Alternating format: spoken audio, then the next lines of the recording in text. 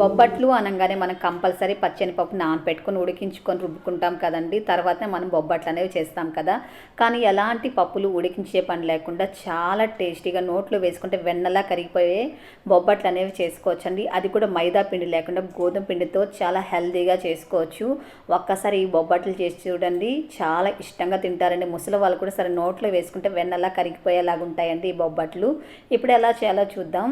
ముందుగా ఒక గిన్నె తీసుకొని ఇందులో 1.5 కప్పు గోధుమ పిండి యాడ్ చేసుకోవాలి. ఇందులో తగినంత సాల్ట్ వేసుకొని అలాగే ఒక చిటికెడు పసుపు యాడ్ చేసుకోవాలండి. మీకు ఇష్టమైతే వేసుకోవచ్చు, లేకపోతే స్కిప్ చేయొచ్చండి.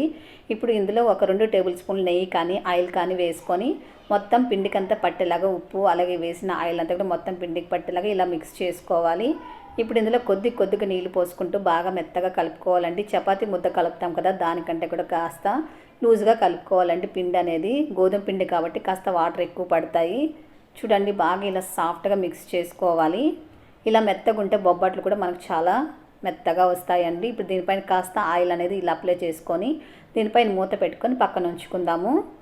ఇప్పుడు స్టవ్ పైన ఒక గిన్నె పెట్టుకుని ఇందులో ఏ కప్పుతో మనం గోధుమ పిండి తీసుకున్నామో ఆ కప్పుతో 1 కప్పు ఫుల్గా బెల్లం తీసుకొని 1/2 కప్పు నీళ్లు పోసుకొని జస్ట్ బెల్లం కరిగించుకుంటే సరిపోతుందండి. పాకం అంతా ఏం అవసరం లేదు. చూడండి, బెల్లం కరిగిపోయింది కదా. ఇప్పుడు స్టవ్ ఆపుకొని ఇందులో మరొక కప్పు నీళ్లు పోసుకోవాలండి. మొత్తం 1.5 కప్పు నీళ్లు పోసుకుంటే సరిపోతుందండి 1 కప్పు బెల్లంకి.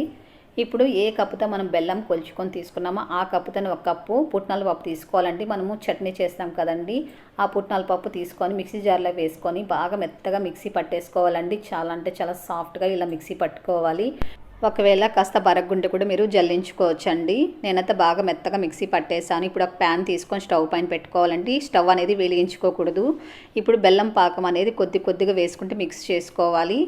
బెల్లం నీళ్ళు అనేది కూడా బాగా చల్లగా ఉండాలండి. కాస్త గోరువెచ్చకుంటే సరిపోతుంది. మరి ఎక్కువ వేడిగా ఉండకూడదండి. ఉండలు లేకుండా మొత్తం మిక్స్ చేసుకోవాలి. చూడండి, మొత్తము బెల్లం నీళ్ళంతా కూడా ఫిల్టర్ చేసుకొని వేసేసుకోవాలి.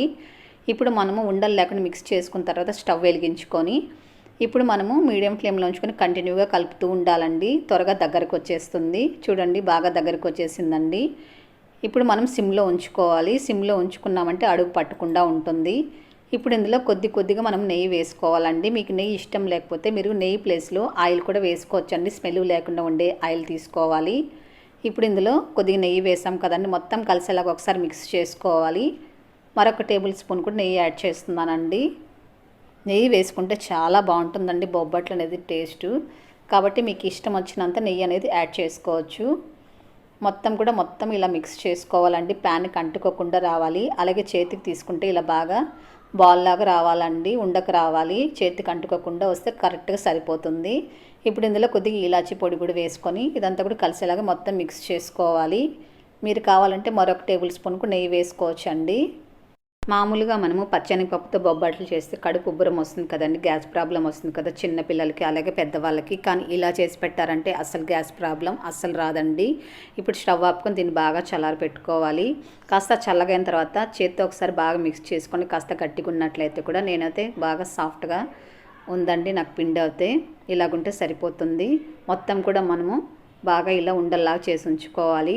నేను తీసుకున్న పప్పుకి 10 వచ్చాయండి. కాస్త చిన్న సైజు అయితే ఒక 12, 13 కూడా వస్తాయి. నేనైతే కాస్త పెద్ద సైజు తీసుకున్నాను.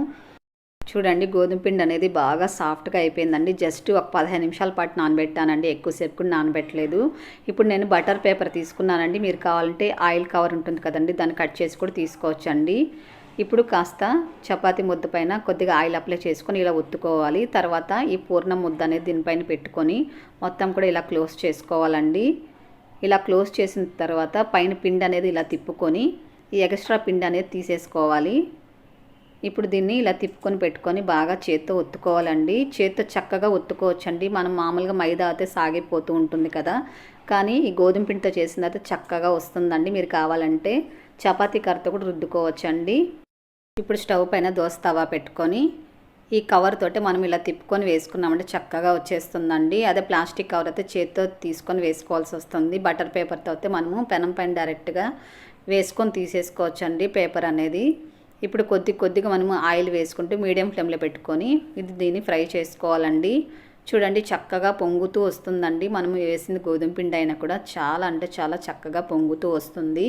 అలాగే ఆయిల్ అనేది తిప్పుకుంటూ మనం వేసుకున్నాం అనుకోండి చాలా సాఫ్ట్గా వస్తుందండి. ఎక్కువ ఆయిల్ కూడా పట్టదండి. జస్ట్ ఒక పావు టీ స్పూన్ వేసుకుంటూ ఇలా మనం తిప్పుకుంటూ ఫ్రై చేసుకుంటే మంచి కలర్ వస్తుందండి. చాలా సాఫ్ట్గా కూడా వస్తుంది. మీడియం ఫ్లేమ్లో ఉంచుకోండి. హై ఫ్లేమ్లో పెట్టారంటే మాడిపోతుందండి. కాబట్టి మీడియం ఫ్లేమ్లో పెట్టుకొని రెండు వైపులా తిప్పుకుంటూ కొద్దిగా ఆయిల్ వేసుకుంటూ ఫ్రై చేసుకోండి. చక్కగా ఫ్రై అవుతాయండి. చూడండి అన్నీ కూడా ఇలాగే ఫ్రై చేసుకొని తీసుకుందాం.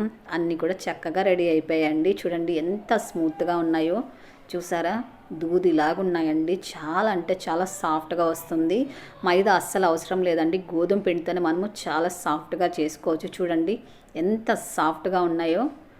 నెయ్యిలో ముంచుకొని తిన్నామంటే అలా నోట్లో వెళ్ళిపోతూ ఉంటాయండి. అంత బాగుంటుంది. టేస్ట్ కమ్మగా చాలా టేస్టీగా ఉంటుంది.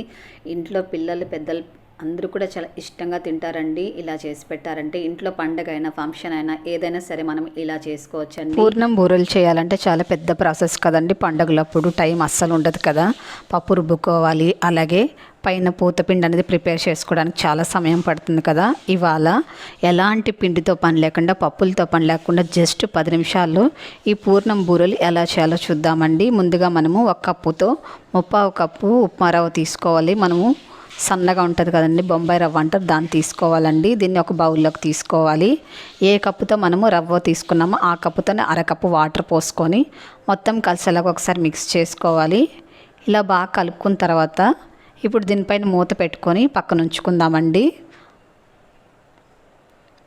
ఇప్పుడు స్టవ్ పైన ఒక ప్యాన్ పెట్టుకొని ఇందులో కప్పు ఫుల్గా మనము కొబ్బరి తీసుకోవాలండి, తురుము తీసుకోవాలి. అలాగే కొద్దిగా నెయ్యి వేసుకోవాలి. మీకు నెయ్యి ఇష్టమైతే వేసుకోవచ్చు, లేకపోతే స్కిప్ చేయొచ్చండి.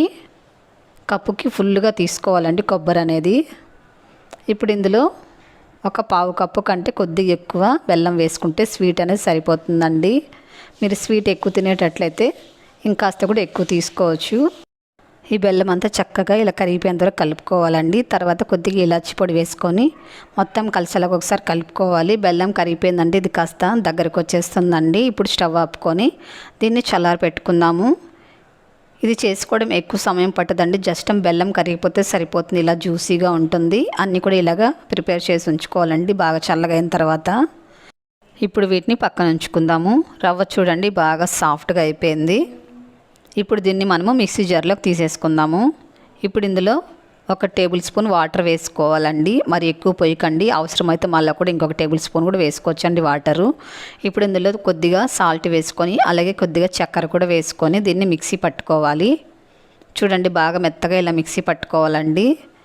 పిండి అనేది కాస్త ఇలా గట్టిగానే ఉండాలి. మరి ఎక్కువ వాటర్గా ఉండకూడదండి, లూజ్గా ఉండకూడదు. ఇప్పుడు ఇందులో కొద్దిగా వంట సోడా వేసుకొని మొత్తం కలిసేలాగా మిక్స్ చేసుకోవాలండి. పిండి అనేది చూడండి ఇలాగ ఉండాలి. ఒకవేళ కాస్త గట్టిగా ఉన్నట్లయితే కూడా పిండి మీరు ఇంకొద్దిగా వాటర్ కూడా వేసుకోవచ్చండి. మిక్సీ పట్టేటప్పుడు ఎక్కువ వాటర్ వేయకుండా మళ్ళీ కూడా వేసుకోవచ్చండి వాటరు.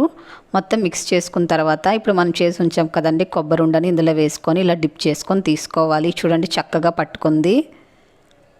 ఇలాగ మనము తీసుకొని వేసుకోవచ్చండి. ఫస్ట్ టైం చేసే వాళ్ళైతే ఈ ప్రాసెస్లో చేయండి, చాలా ఈజీగా చేసుకోగలుగుతారు. అస్సలు పగలవండి. మామూలుగా అయితే విడిపోతాయి కదా పూర్ణాలు, మనము ఆయిల్లో వేయంగానే లోపల ఉండే పూర్ణం అంతా బయటకు వచ్చేస్తుంది కదండి. ఆయిల్ అంతా కూడా మొత్తం పాడైపోతుంది కదా. అలా అస్సలు అవ్వదండి. చాలా ఈజీగా చేసుకోవచ్చు. టేస్ట్ కూడా చాలా బాగుంటాయండి. సమయం కూడా చాలా తక్కువ పడుతుంది. అలాగే మన ఛానల్లో అరటిపండుతో చేసిన పూర్ణం బూరెలు కూడా ఉన్నాయండి. అవి కూడా చాలా సింపుల్ ప్రాసెస్ అండి చేసుకోవడము. చూడండి కలర్ మంచిగా వచ్చేసింది కదా. ఇప్పుడు తీసేసుకుందామండి. మామూలుగా అయితే మనం పూర్ణం బూరెలు చేసినప్పుడు ఆయిల్ అంతా పాడైపోతుంది కదండి. చూడండి ఆయిల్ కూడా ఎంత నీట్గా ఉందో. మిగతాన్ని కూడా ఇలాగే ఫ్రై చేసుకొని తీసేసుకుందాము. ఆయిల్ కూడా చాలా తక్కువ పీల్చుకుంటుందండి. చాలా అంటే చాలా చక్కగా వస్తాయి. మీరు వంట సోడా వేయడం వల్ల సాఫ్ట్గా వస్తాయండి. చూడండి ఎంత సాఫ్ట్గా ఉన్నాయో, లోపలంతా జ్యూసీగా చాలా బాగున్నాయి. నచ్చాయి కదా. వెంటనే ట్రై చేయండి. ఎలాగుందో కామెంట్ చేయండి, షేర్ చేయండి, లైక్ చేయండి.